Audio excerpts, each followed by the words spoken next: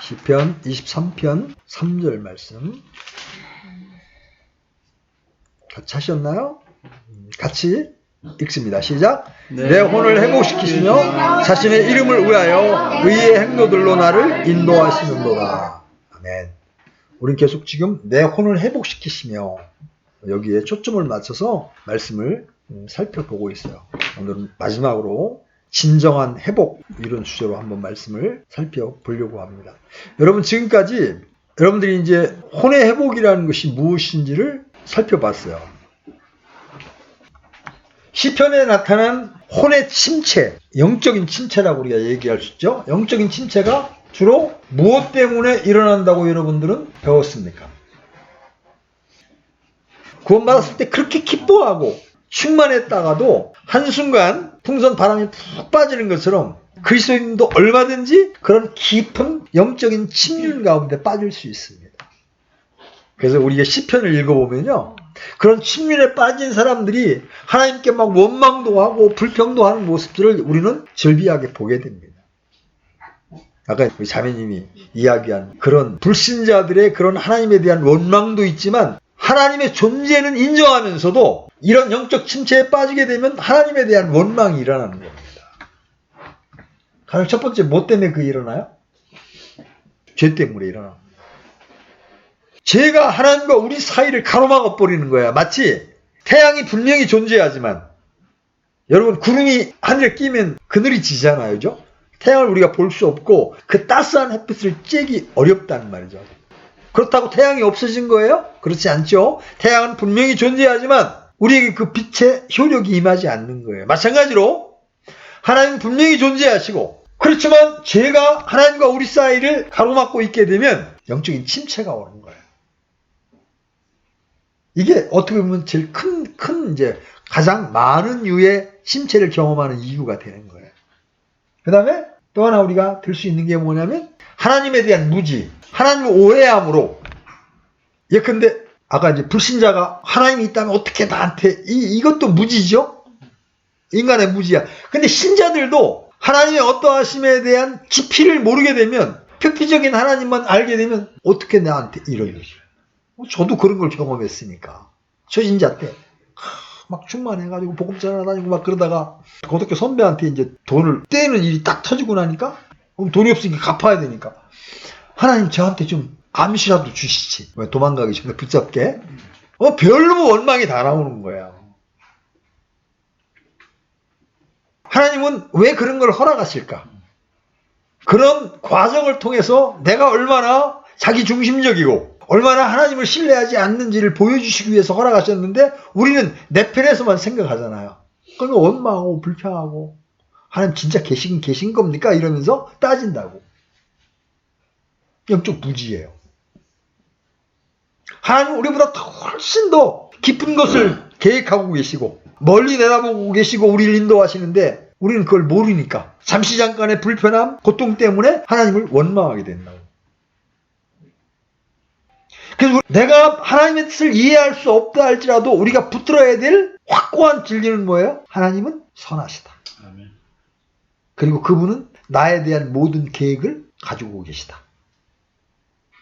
지금 내가 이해할 수 없지만 하나님은 나를 분명하게 의의 길로 선하게 인도해 주실 것이다. 이걸 붙잡고 있으면 때가 되면 하나님의 행하심을 이제 나중에 볼 수가 있게 되는데 그런 믿음이 없게 되면 그 기간 동안 흔들리게 되는 거죠. 흔들린다. 이게 이제 얕은 인식을 가진 그리스도인들이 갖게 되는 영적 침체의 원인입니다. 옛날에 미국에 있던 어느 목사님이 교회 수련회에 젊은 청년들을 보냈는데 그때 사고가 나면서 하필이면 20살 된 목사 아들이 죽음을 당했습니다. 그러니까 교회가 술렁거릴 거 아닙니까? 왜 목사 아들이? 그렇죠? 그러면 이제 목사에 대한 판단도 일어날 것이고 막 사람들 말 만들어내기 좋아하잖아요. 그때 목사님도 황당했던 거죠.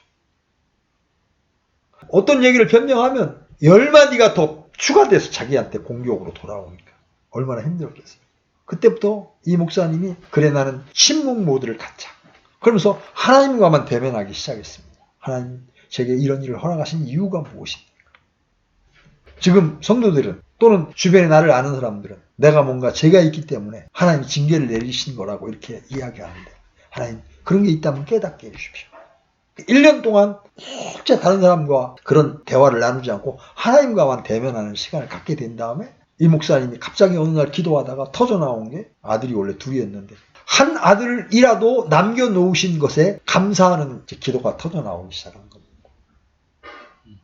그러면서 첫째 아들에 대한 응답으로 그 아이에게 부활의 소망이 있는데 네가 뭐가 그렇게 큰 걱정인데, 사람들이 너를 향하여 수군대고 아까 우리 시편에 읽은 것처럼, 그죠? 막 흔들려고 이제 사람들이 그럴 거 아닙니까? 그게 무슨 관계가 있는데, 내가 한 일인데, 네 큰아들을 내가 먼저 부른 것인데, 여기에 대한 이제 확신과 응답을 받은 겁니다. 그래서 이제 마침내 이 목사님이 강단에 서서 자기가 받은 하나님의 응답을 설교를 한 거예요. 하나님은 선하시기 때문에 내게 일어나는 모든 것도 하나님의 계획 속에 일어나는 것이고, 나는 그것으로 인하여 하나님을 찬미하고 하나님을 기뻐합니다. 그랬을 때 좀 이렇게 마음이 떠있던 성도들이 다시 회개하고 한 마음이 되어서 교회를 섬기게 되었다고 하는 이제 그런 간증을 들은 적이 있어요. 이게 바로 영적인 무지에서 오는 하나님에 대한 오해로 인하여 심취에 빠질 수 있는 거죠. 그렇죠? 그 다음에 세 번째, 환경이 이제 어려워졌을 때, 그것이 경제적인 환경이든 아니면 다윗처럼 아들이 아버지를 죽이려고 쫓아와서 도망 다녀야 되는 환경이든, 그런 환경이 어려워졌을 때 우리도 모르는 사이에 영적 침체에 빠집니다. 그때 우리에게 필요한 말씀이 오늘 시편 62편 말씀 같은 거예요. 오직 하나님만을 바라라. 그분은 나의 반석이시요 피난처시니. 그래서 죄가 발견되었을 때는 즉각적으로 하나님께 돌이켜서 회개해야 하고, 이 회개에는 행실까지를 포함하는 겁니다. 내가 잘못했으면 잘못된 것만을 인정하는 데 그치지 않고 당사자에게 가서 정중하게 제가 이 부분을 잘못했습니다, 용서해 주십시오. 하나님께 마찬가지. 회개할 때 하나님은 회개하는 영혼을 기뻐하시잖아요. 무지에 있을 때는 성경을 묵상하거나 주변에 영적인 형제자매들의 도움을 받아야 됩니다. 왜? 내 생각에 갇혀있으면 어때? 아까 그 캐톨릭에 다닌다는 사람 마냥 내 생각에 갇혀있으면 끊임없이 하나님만을 원망하는 겁니다. 근데 주변에 영적인 형제자매들의 도움을 받아서 하나님의 행하심은 선하십니다. 지금 만약에 이 사건으로 인하여 내가 질병을 갖게 된 것으로 인하여 내가 하나님을 만날 수 있는 기회가 된다면 그 질병은 선생님께 축복이 되는 겁니다. 이런 이야기를 해줄 수 있는 그런 사람들의 조언을 통해서 하나님에 대한 나의 인식이 한 단계 점프하게 되면 영적 침체에서 벗어날 수가 있는 거죠. 환경 문제는 하나님께 기도하는 일이에요. 기도해야 돼요. 하나님께 있는 사실 그대로 어렵다고 고백하는 거예요. 그러다가 하나님이 한번 우리 마음을 딱 타치해 주시면 우리의 지식을 뛰어넘는 하나님의 평강이 우리를 다스리게 되면 그 환경 때문에 어려웠던 마음이 사라지는 거예요. 그때 그 내 마음의 평강이 먼저 찾아오게 되면 시간이 지나면 자연스럽게 그 환경도 하나님이 길을 여셔서 해결을 해 주신단 말이죠. 이런 이제 실제적인 방면에 침체를 벗어나는 길이 있어요. 그런데 그것보다 더 중요한 것, 진짜 필요한 게 뭐가 있냐? 바로 하나님 한 분만을 전심으로 신뢰하는 거. 이게 어떻게 보면 우리 손이 소생된 일에 있어서 가장 중요한 일이다. 시편 기자는 하나님이 자기의 목자시라는 증거를 자기의 혼을 회복시키는 하나님의 영적 회복의 역사 속에서 찾을 수 있음을 지금 고백하고 있는 겁니다. 주는 나의 목자시니로 시작해서 나를 회복시키신다. 비록 사망의 음침한 골짜기를 지날지라도 자신의 침체된 혼을 회복시키는 하나님의 놀라운 은혜를 통해서 하나님과 자신이 어떤 관계인지를 깨닫게 되는 거예요. 여러분, 단 한 번 성령이 우리 가운데 오셔서 우리가 하나님의 자녀인 것을 증거해 주는 것으로는 충분하지 않습니다. 언제나 하나님과 우리의 관계는 새롭게 확인되어야 할 필요가 있는 거예요. 그래서 날마다 하나님과 우리의 관계가 목자와 양의 관계라고 하는 사실이 우리의 이지 속에, 우리 지식 속에만 머무는 것이 아니라 우리의 혼과 인격과 삶 안에서 경험되어야 합니다. 그래야만 우리의 삶의 목자이신 하나님의 손에 우리의 인생을 의탁하며 그분의 뜻에 따라 순종할 수 있는 삶을 살 수 있게 되는 거죠. 시인은 침체 가운데 있었던 자신의 영적인 삶의 회복을 위하여 이 세상에 있는 많은 것들이 아무런 도움을 줄 수 없다는 사실을 깨닫게 된 겁니다. 시편 기자가 그런 시를 노래할 수 있었던 데에는 이런 경험이 밑바탕에 있었기 때문에 가능했던 거예요. 그렇습니다. 우리가 오래도록 계속되는 고통이나 혹은 범죄나 영적인 지식의 부족으로 깊은 영적인 침체에 들게 될 때 세상에 있는 사람이나 환경의 변화가 다소는 우리의 삶 속에서 느끼는 고통을 경감할 수 있을지 모르지만 낙담한 우리의 혼을 회복시키는 것은 오직 하나님의 손안에 있다는 거죠. 아까도 제가 말씀드렸지만 그냥 허무한 입김과 같은 사람을 의지하지 말라는 겁니다. 그리고 하나님과의 관계가 새로워지고 그 하나님이 우리의 목자이심을 우리의 온 인격과 삶으로 받아들이고 그 관계 속에서 주 하나님을 뜨겁게 사랑하며 살아가는 것이 아니면 진정한 회복이 아님을 기억해야 합니다. 자, 이제 오늘 우리의 주제는 진정한 영적인 회복입니다. 진정한 의미의 영적인 회복은 단지 고통으로부터의 구출이 아니에요. 진정한 의미의 회복은 하나님과 우리의 영적인 관계 속에서 일어나는 겁니다. 그래서 하나님과의 관계가 새로워지고 그 관계가 우리의 삶을 주관하고 다스림으로써 우리의 삶이 구석구석에 신앙에 영향을 끼치게 되는 것. 그게 바로 진정한 회복입니다. 이 세상에 어떤 것이 이러한 영적 관계 회복을 흉내낼 수가 있습니까? 세상에 있는 그 무엇이 침체되어 있는 혼을 소생시키고 여러분과의 관계를 새롭게 하시는 하나님의 은혜로운 역사를 대신해 줄 수 있습니까? 범법과 죄들 또 극도로 힘든 환경으로 말미암아 곤고한 심령이 되었을 때 하나님은 우리를 그 영적 침체로부터 구하심으로 우리는 우리의 불신앙을 능가하는 하나님의 신실하신 은혜를 발견하게 됩니다. 그리고 그 은혜가 바로 하나님의 자녀된 우리의 특권임을 깨닫게 되는 거죠. 우리에게 그러한 회복을 요구할 권리는 없어요. 그러나 하나님은 우리를 회복시키고 새롭게 고치시는 것을 기뻐하신단 말이죠. 무엇 때문입니까? 왜 그래요? 왜 하나님은 자신의 무지와 제약으로 말미암아 때로는 스스로 뿌린 잘못된 삶의 결과로 말미암아 당하게 된 그런 고통으로부터 우리를 건지시기 위하여 찾아오시고 우리를 깨닫게 하시며 우리의 혼을 새롭게 하시는 이유가 무엇입니까? 어떤 때에는 자신이 회복되어야 할 사람임을 깨닫지 못하는 가운데 있는 사람들에게 찾아오셔서 그들의 영적인 상태를 친히 보이심으로 회복을 위한 소망을 갖게 하시고 그래서 하나님을 찾게 만드시는데 도대체 이 강권적인 하나님의 역사는 무엇 때문입니까? 왜 그러시는 거예요? 제가 이제 예를 들어서 이야기해볼게요. 김주현이가 제 말을 안 듣습니다. 그래서 어느 때는 공부시키다 말고 너 가. 집에 가. 협박도 하고 별짓 다 합니다. 그런데도 불구하고 그 다음에 만나면 또 이건 이런 거야 그러고 가르치기를 시작합니다. 왜 그러는 거예요? 할아버지와 손자의 관계를 끊을 수가 없기 때문에 그러는 거예요. 그렇죠? 하나님이 무지한 우리를 계속 우리 마음속에 찾아오셔서 말씀하시고 우리를 새롭게 하시려고 하는 이유가 뭐예요? 하나님과 우리가 결코 폐기될 수 없는 아버지와 자식의 관계를 가진 사이이기 때문에 그런 거예요.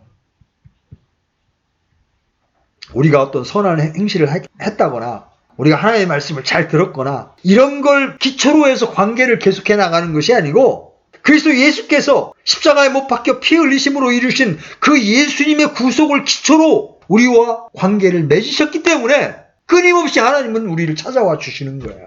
우리를 회복시키기를 원하신단 말이에요. 그렇습니다. 하나님께서 오셔서 우리의 혼을 깊은 침체로부터 회복시키기 전에 우리가 그리스도 예수님의 십자가를 새롭게 바라보게 되는 이유도 바로 이 때문입니다. 구속하신 예수 그리스도의 대속의 은혜와 우리를 위한 크신 그 희생이 없었다면 불가능했을 그 관계를 예수님의 십자가로 이루시고 그 아들의 보혈의 공로를 기억하사 오늘도 소망 없는 우리들에게 찾아오셔서 영적인 회복에로 초청하고 계신 거예요. 이것이 바로 하나님과 우리와의 관계에 대한 하나님의 신실하심입니다. 그러므로 우리는 하나님께서 이미 우리에게 이루신 놀라운 관계와 그 관계를 가능하게 했던 그리스도 예수님의 놀라운 구속의 보혈과 은혜를 묵상할 수 있어야 합니다. 그것을 통해서 하나님께서는 새로운 은혜로 당신과 우리의 관계를 새롭게 하시는 거예요. 그리고 그렇게 하나님이 우리의 소생시킬 때 우리는 비로소 하나님의 백성으로서의 우리가 누리는 놀라운 특권이 바로 이거구나 하고 경험할 수 있게 되는 거예요. 어떻게 느끼지 못하는 하나님을 위하여 자신을 드릴 수 있겠으며 사랑하지 않는 하나님의 이름을 위하여 생명을 드릴 수 있겠습니까? 경험하지 못한 진리를 어떻게 붙들고 살겠으며 체험하지 못한 가치를 위하여 어떻게 생명을 걸 수가 있겠습니까? 이처럼 하나님은 우리의 육신적인 필요만을 채워주는 일에 있어서 목자가 되기를 원하시지 않습니다. 그분은 푸른 초장으로 인도하시고 잔잔한 물가로 인도하십니다. 그러나 하나님은 거기서 끝내시지를 않습니다. 우리의 육신적인 삶을 향한 하나님의 세심한 모든 배려는 하나님과 우리의 관계에 대한 하나님의 신실하심에서 비롯된 겁니다. 이와 같이 하나님은 이 땅에서 당신의 이름을 높이고 하나님의 이름을 기념할 수 있는 삶을 살도록 만들어주는 우리의 영적인 삶에 대하여 깊은 관계를 맺고 계십니다. 시인은 때로 때가 되매 푸른 소장으로 인도하시고 목이 마름에 잔잔한 물가로 이끄시는 목자이신 하나님의 세심한 배려가 우리의 영적인 삶에도 적용되고 있음을 지금 고백하고 있는 거예요. 우리 혼의 참된 회복을 갈망하시는 하나님의 영적인 배려와 돌보심이 매일 매 순간 계속되고 있다는 사실을 생각해 보십시오. 여러분이 깨닫지 못할 뿐이지 하나님은 계속 간섭하고 계십니다. 누군가는 여러분을 위하여 기도하고 있고 누군가는 여러분을 위하여 말씀을 들려주고 있습니다. 계속해서 하나님은 우리를 회복시키기 위하여 지금 일을 하고 계시다는 거예요. 한 끼니만 줄이면 살아갈 기운을 잃어버리는 연약한 우리의 육체를 보십시오. 한 덩어리의 빵과 한 잔의 물은 세상을 살아가는 우리의 육체에 없어서는 안 될 힘의 원동력이 됩니다. 그렇죠? 우리의 속사람도 그렇습니다. 하나님께서 매일매일 목자의 심정으로 우리의 혼을 새롭게 회복시키시는 영적인 은총과 돌보심이 없이는 도무지 어두운 세상을 빛으로 살아갈 수 없는 사람들이 바로 우리들입니다.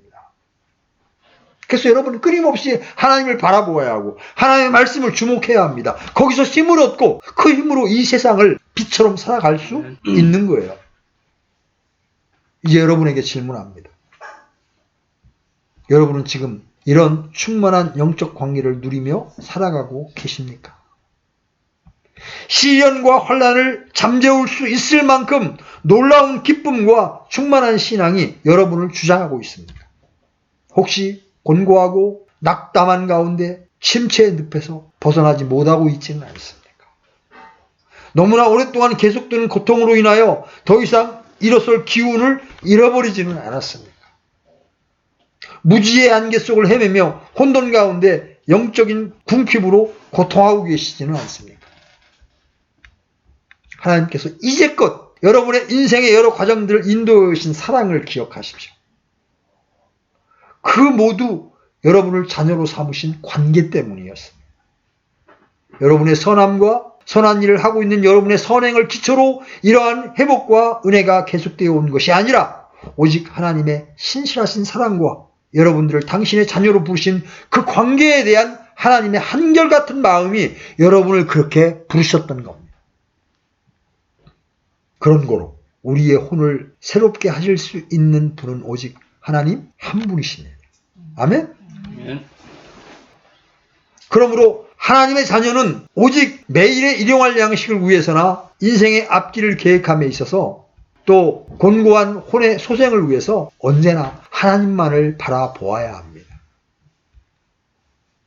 시편 42편 1절로 2절 열어보십시오. 시편 42편 1절로 2절.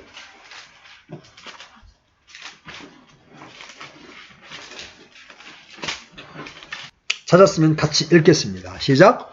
오 하나님이여, 사슴이 물시내를 찾기에 갈급한 같이 내 혼이 주를 찾기에 갈급하나이다. 내 혼이 하나님 곧 살아계신 하나님을 찾기에 목이 타니 내가 어느 때에 가서 하나님 앞에 보이리요. 그렇습니다. 하나님만이 우리의 혼을 소생시킬 수 있습니다. 사람을 의지하지 마십시오. 환경의 변화에 너무 희망을 걸지 마십시오. 여러분 주위에 누가 변해주리라고 기대하지 마십시오. 그들은 여러분의 영적 침체의 직접적인 원인이 아닙니다. 우리의 진정한 영적인 회복은 오직 혼을 회복시키시는 하나님의 손 안에 있습니다. 아멘. 우리로 하여금 마라와 같이 쓴물을 머금어야 하는 고난 가운데 오히려 노래를 부르게 하며 전쟁의 위기 앞에 안연하게 하며 죽음의 위협이 가득한 사망의 음침한 골짜기를 찬송하며 지나게 하고 어두운 세상을 찬란한 불꽃으로 살아가게 하는 것은 오직 회복된 혼으로 하나님과의 관계를 붙들고 살아갈 때만 가능한 겁니다. 그러므로 하나님은 매일같이 우리의 혼을 새롭게 하시고 회복시키시며 당신과의 관계를 경험하게 하십니다. 그리고 그러한 경험을 통해서 우리는 하나님을 붙들며 살아갈 수 있게 되는 겁니다. 따라서 진정한 영적인 회복을 바라는 모든 사람들은 무엇보다 먼저 하나님과 우리의 관계가 어떤 것인지를 알고 느낄 수 있어야 합니다. 그래서 무엇보다 필요한 건 하나님을 향한 우리의 신뢰가 요구됩니다. 하나님께서 영적인 회복을 갈망하는 우리를 애면하지 아니할 것이며 하나님 자신의 소망도 바로 우리가 영적으로 하나님과의 관계를 회복하고 그 생명으로 살아가는 것임을 의심치 않을 것이 요구된다는 말이죠. 이건 우리의 믿음과 관련되는 거죠. 모든 하나님의 자녀들은 하나님의 관계가 화목하지 못하며 영적 생활이 침체에 들어가게 될 때 현실적인 고통과 영적인 불만족을 경험하게 됩니다. 그리고 이러한 영적인 불만족과 현실적인 고통은 그의 영적인 수준에 비례하게 되는 겁니다. 신앙이 거의 없는 사람들은 하나님과 바른 관계를 갖지 못하고 살아가는 자신의 영적인 삶에 대하여 별로 큰 불편을 느끼지 않습니다. 그러나 지난번에 말씀드린 바와 같이 하나님을 깊이 경험하고 하나님과의 뛰어난 관계를 누렸던 사람일수록 하나님과의 화평이 깨어지고 대적의 위협이나 범죄나 무지로 말미암아 깊은 신앙의 침체에 들어가게 될 때 더욱더 큰 영적인 고통과 삶의 좌절을 경험하게 됩니다.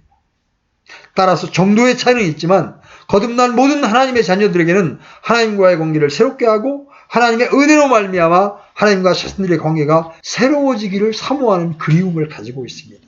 그래서 목마른 사슴이 시냇물을 찾듯이 갈구하는 겁니다. 하나님 어느 때까지 저를 애면할 겁니까? 제게 찾아와 주십시오.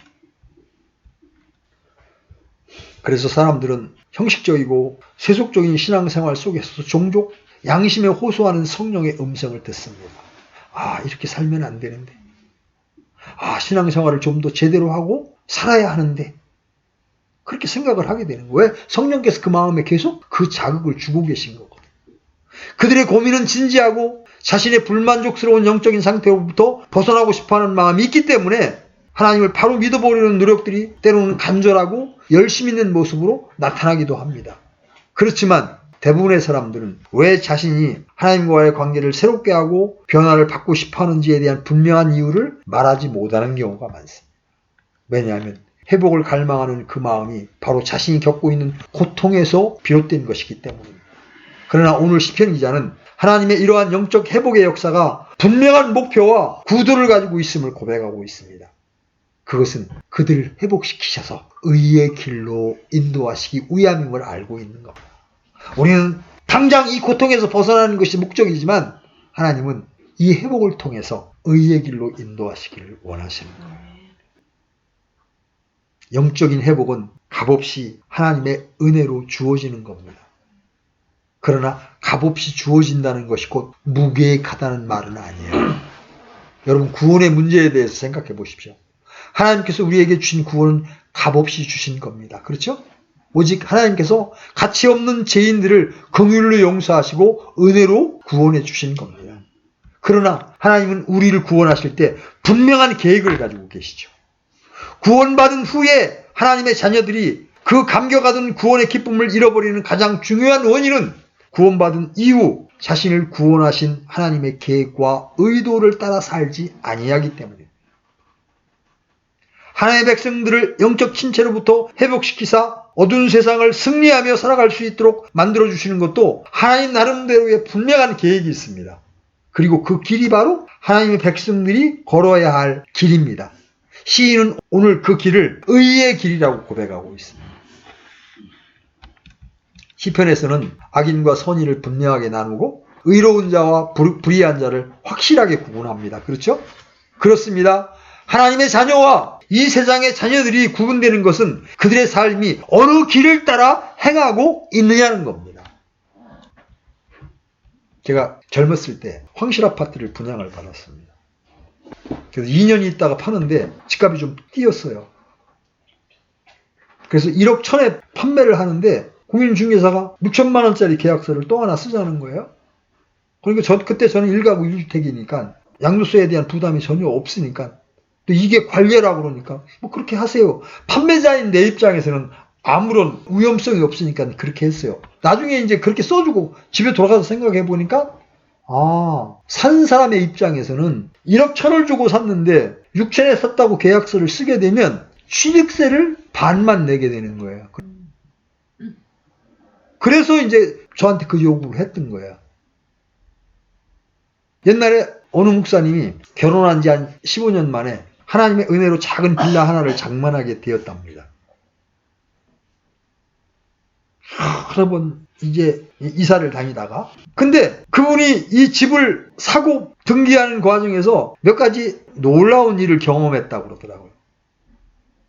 그게 바로 지금 이야기한 세금의 문제. 별로 크고 좋은 집도 아닌데 세금이 약 700만 원가량이 나왔답니다. 세금 업무를 대신해주는 중개사무소와 법률사무실에서 그 목사님에게 저처럼 2개의 계약서를 쓰도록 가르쳐 주더랍니다.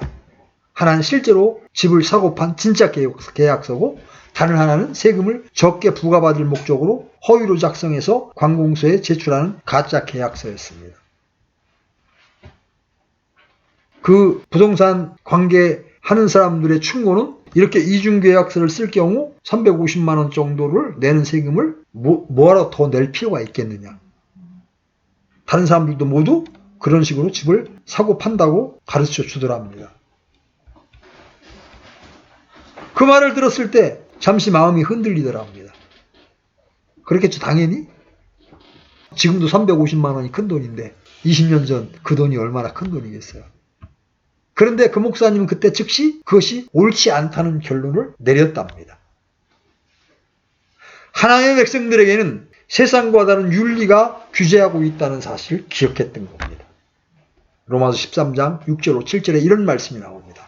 이런 까닭에 너희가 공세도 바치나니 그들은 하나님의 사역자로서 바로 이 일에 항상 힘쓰느니라. 그러므로 모든 사람들에게 그들이 마땅히 받을 것을 주되 공세받을 자에게 공세를, 관세받을 자에게 관세를, 두려워할 자에게 두려움을, 존경할 자에게 존경을 주라.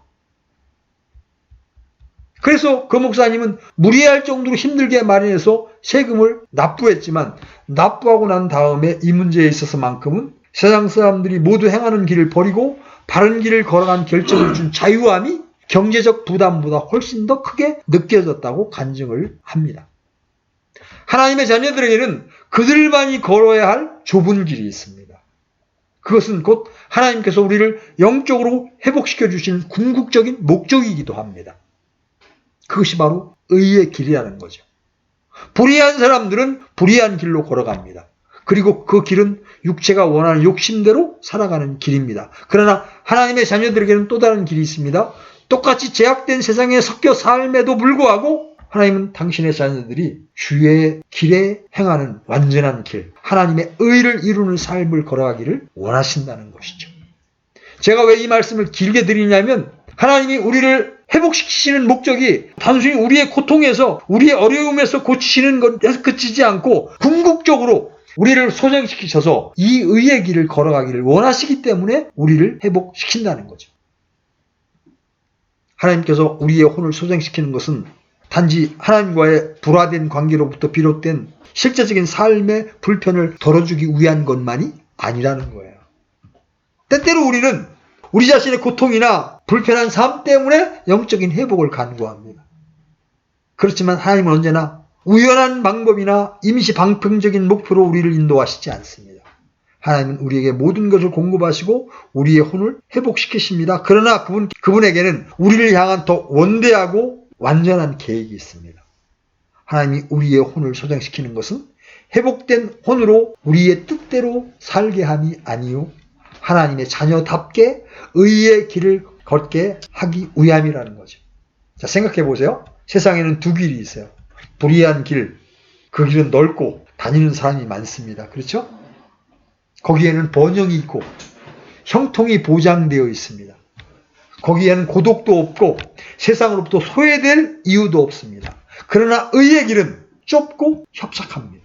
다니는 사람들이 매우 적죠. 거기에는 언제나 죽음의 위협이 있고 생명을 건 싸움이 기다리고 있고 매복한 대적들의 세력들의 엄습함이 숨어 있습니다. 누가 이 세상의 판단을 가지고 보장된 약속이 있는 불의한 길을 버리고 고난과 치욕이 기다리고 있는 이 세상에서의 보상이 약속되어 있지 않는 의의 길을 믿음이라는 이유 하나 때문에 걸어가려고 하겠습니까? 누가 그런 희생을 택하겠습니까? 누가 세상의 모든 사람들이 즐기는 부귀와 안일함과 명성과 보장된 미래를 버리고 믿음이라는 가치 하나 때문에 불확실하고 고난이 많은 그 좁고 협착한 길을 걸어가겠습니까? 그 길은 오직 그 길을 걸어가지 않으면 안 된다는 분명한 확신이 있고 고난이 오더라도 그 길을 걸어갈 만한 가치가 있다고 믿는 신앙의 변화가 없는 사람들은 걸어갈 수가 없는 길입니다. 그렇죠? 예수님은 말씀하십니다. 너희는 좁은 문으로 들어가라. 멸망으로 인도하는 문은 넓고 그 길이 넓어 거기로 들어가는 자가 많고 생명으로 인도하는 그 문은 좁고 그 길이 좁아 그것을 찾는 자가 적으니라. 회복된 혼이 아니고 누가 이 좁은 의의 길을 따라갈 수 있겠습니까? 핍박을 능가하는 하나님의 사랑과 시련을 넘어서는 소망이 그들을 붙잡고 주관하지 않는다면 그들이 어떻게 눈에 보이는 소망을 바라고 보이지 않은 소망을 택할 수가 있겠습니까? 많은 그리스도인은 세상이 악해지는 것을 한탄합니다. 많은 사람들이 왜 그리스도인이라고 고백하는 사람들이 이렇게 많은데 세상이 이렇게 악해지는 거냐고 한탄합니다. 언덕에 밤에 올라보면 그렇게 십자가에 네온 사인은 뻘겋게 많은데 왜 그렇게 세상은 사랑이 메마르고 악해지느냐고 반문합니다. 왜 그럴까요? 교회 안에 있는 그리스도인들이 입술로는 신앙을 고백하면서도 여전히 세상에 대한 사랑과 세상이 주는 가치관들을 그대로 붙들며 살아가고 있기 때문에 그렇습니다. 한때 거듭났는지 모르지만 삶을 바라보는 시각과 인생을 바라보는 가치들의 체계들이 비성경적으로 가득 차서 고쳐지지 않고 있기 때문에 그렇습니다. 그들에게 중요한 것은 구원받은 자신의 인생이 하나님의 뜻을 이루고 그 나라를 실현하는데 어떻게 기여하느냐 하는 것이 아니고 오직 어떻게 해야 자신의 인생을 밀어주는 하나님의 후원을 받아서 잘 살 수 있겠느냐. 이게 많은 그리스도인들이 하나님에 대한 기대라는 거죠. 자신을 바꾸기보다 하나님을 바꾸기를 원한다는 거죠. 그런 사람들이 많으면 많을수록 세상은 기독교적인 분위기로 가득 찰 수는 있으나 여전히 의의 길을 걸어가는 사람들이 세상 속에서 고통을 당하게 됩니다. 보십시오. 하나님께서 그 혼을 어루만지사 당신의 살아계심을 확신하게 하시고 그 혼을 변화시켜서 의의 길을 걸어가고자 하는 거룩한 소망에 불타도록 우리를 변화시켜 주지 아니하면 세상은 변화될 가능성이 없는 겁니다. 회복된 혼이 아니면 하나님께 다시 생명을 주사 살아나게 하시고 하나님과 관계를 든든히 붙들며 살아가도록 그 관계를 충실히 하며 언약의 하나님께 자신을 헌신하는 영적인 삶의 갱신이 없이는 하나님의 이름을 위하여 의의 길을 걸어가는 것은 불가능한 겁니다. 우리의 희망은 무엇입니까? 이 땅에 살아나가는 날 동안에 우리의 영원한 기도의 제목은 무엇입니까? 그것은 오직 하나님의 모든 자녀들이 형식적이고 타성에 젖은 건조한 영적인 삶을 청산하고 그리스도 예수로 충만케 되는 겁니다. 그들 속에 있는 그리스도께서 그들로 하여금 세상에서의 유익을 사랑하여 불의한 길을 걷는 대신에 영원한 왕국에서의 상급을 위하여 의의 길을 걸으며 자신의 이름을 위하여 사는 대신 온 땅의 주인이시고 구주이신 그리스도와 하나님 아버지의 이름을 찬송하며 그 이름이 우리의 모든 묘사를 능가하는 말로 하기에는 너무 오묘하며 온 땅 위에 기이함을 찬송하게 되는 세상을 기다리는 것, 바로 그것입니다. 모든 사람들이 함께 불의한 모든 길을 버리고 하나님의 자녀다운 길을 걸어가며 그 안에서 하나님을 즐거워하는 모든 삶을 살게 되기를 바라는 것, 그것이 우리의 궁극적인 소원이 되어야 된다는 거죠. 아멘. 그 일을 꿈꾸며 우리는 불의한 세상에서 오직 우리를 구속하신 그리스도 예수의 놀라운 사랑과 하나님 아버지의 그 놀라운 은혜로 인하여 언제나 하나님의 자녀로서 의의 길로 행하지 않고는 우리의 삶에 의미가 없음을 고백하며 이 길을 걸어가야 하는 것. 여러분, 선거할 때면 어때요? 지지자들이 막 태극기도 들고 뭐 이러고서 막 유세장에 몰려들잖아요. 도심하다 쫓아다니면서 열성을 틉니다. 여러분, 그 모습 볼 때 이런 마음 일어나지 않아요? 하나님, 이 땅의 백성들이 전국 방방곡곡에서 손에 십자가의 깃발을 들고 예수 우리 왕이여 이곳에 오셔서 보좌에 임하시고 찬양을 받으소서. 왕이신 예수여 오소서 좌정하사 이 나라를 다스려 주시옵소서. 여러분, 어떻습니까? 이 나라가 공정과 상식이 무너졌다고 했을 때 공정과 상식을 기치로 내건 사람들을 어쩌면 여러분은 많이 투표했을 겁니다. 세월이 흘러가고 나니까 뭐예요? 꼭 공정과 상식만으로 일을 하던가요? 그렇지 않잖아요. 여러분, 이 세상 사람 신뢰하지 마십시오. 이 땅을 정말 공정하게 의로 다스릴 수 있는 유일한 분은 바로 다시 오실 우리 주 예수 그리스도 한 분뿐이십니다. 정말 제가 죽기 전에 주님 그렇게 오셔서 주님이 다스리는 그 기쁜 날을 볼 수 있기를 원합니다. 마무리합시다. 그럼 우리 함께 기도하십시다. 온 땅이 주의 이름을 즐거워하고 모든 하나님의 백성이 진심으로 하나님의 이름을 높이며 오직 그분의 이름만을 위하여 의로운 길을 걸어가므로 이웃고 하나님을 아는 영광의 지식이 물이 바다를 덮음같이 온 땅에 가득하도록 말입니다. 우리가 하나님 우리의 혼을 소생시키를 그토록 간절하게 사모하는 것도 모든 하나님의 백성들이 어두운 세상을 불꽃처럼 살아가지 않으면 안 되는 것도 바로 이 이유 때문입니다. 우리는 사모합니다. 피상적인 치유를 넘어서는 진정한 영적인 회복, 아니 단순한 영적인 회복을 넘어서는 진정한 영적 부흥을 우리는 사모해야 되는 거예요. 하나님 우리를 고쳐주시옵소서. 우리를 새롭게 하옵소서. 그래서 우리가 의의 길로 달려갈 수 있게 해 주시옵소서. 왜 그래요? 하나님의 백성들에게 있어서 이러한 영으로 이 어두운 세상을 불꽃처럼 사는 것이 아니라면 사는 것이 아니기 때문에 그렇습니다. 아멘.